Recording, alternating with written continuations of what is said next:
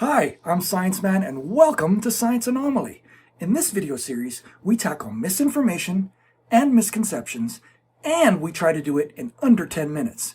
So, let's get started. And if you like what you see, please subscribe.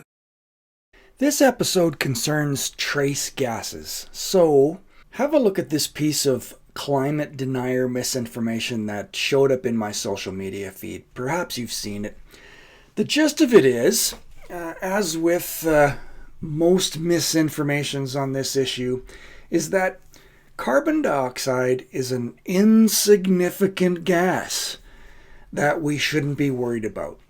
Now, let's read this text carefully. Our planet's atmosphere consists of 79% nitrogen, 20% oxygen, 1% argon, and a small amount of trace gases. The concentration of CO2 in the atmosphere is about 400 parts per million. It's called a trace gas for a good reason. Now, the beauty of misinformation is a lot of the time there's a lot of truth in it. These stats on the components of the atmosphere are perfectly correct. The concentration of CO2 in the atmosphere, well, it's close. It's not 400 parts per million right now as of March 2024. The CO2 concentration in the atmosphere is 425 parts per million. But the insinuation here is that it's a trace gas and therefore it's insignificant. It's true that there is something called a trace gas. Trace gases is typically a term used when you're talking about gases that occur at a very low concentration in a planet's atmosphere. However, it is ridiculous to insinuate that because a gas exists at a very low concentration, that doesn't mean it's harmless or insignificant. Now, let's just leave CO2 aside for a second and look at some gases that occur in small concentrations that are extremely deadly. For instance, hydrogen cyanide will kill you at under 200 parts per million in a very short period of time. Chlorine gas. Hey, you probably know chlorine gas has been used as a weapon, and it's for good reason. If you breathe chlorine gas at only 30 parts per million for a short period of time, it will form hydrochloric acid inside your lungs, and it will kill you in that very short period of time. It's deadly at 10 parts per million if you breathe it for an extended period of time, and almost instantly deadly at 1,000 parts per million.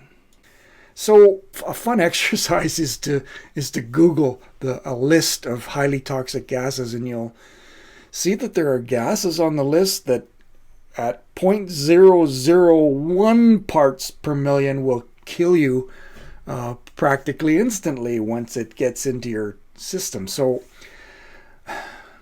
whether a gas is present in trace amounts or not, that's not important. What is important is the effects of that gas at different concentrations.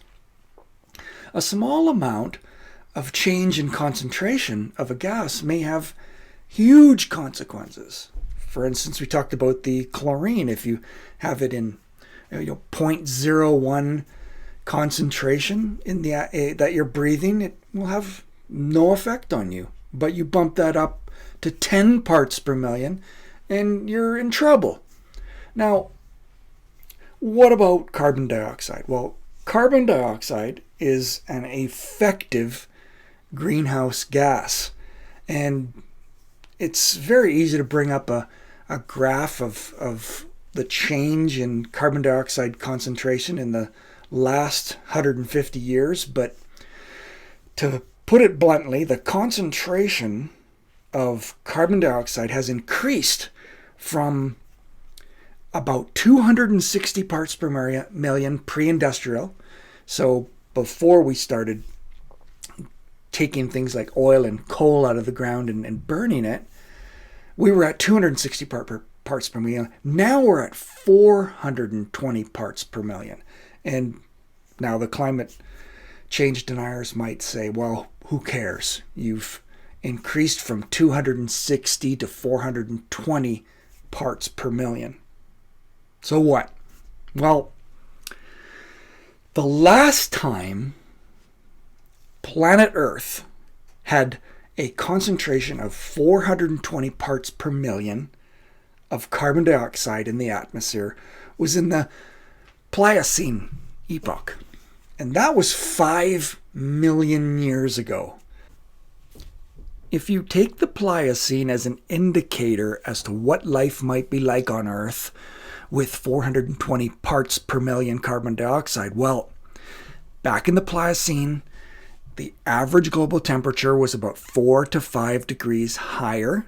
That meant a lot less ice on the planet. That ice melted to raise sea levels about 25 meters. 25 meters higher sea levels. Now, you can argue about the consequences of 25-meter higher ocean levels. You can even argue about the time it will take for that sea level rise to occur. But what you cannot say is that 420 parts per million carbon dioxide concentration in the atmosphere is insignificant. So, in summary, if someone tells you a gas or chemical is insignificant because it exists only in trace amounts, you should call bullshit on that. CO2 in particular is a great example of a gas that's very significant at trace levels. Thanks for listening, and I hope to see you soon for another episode of Science Anomaly.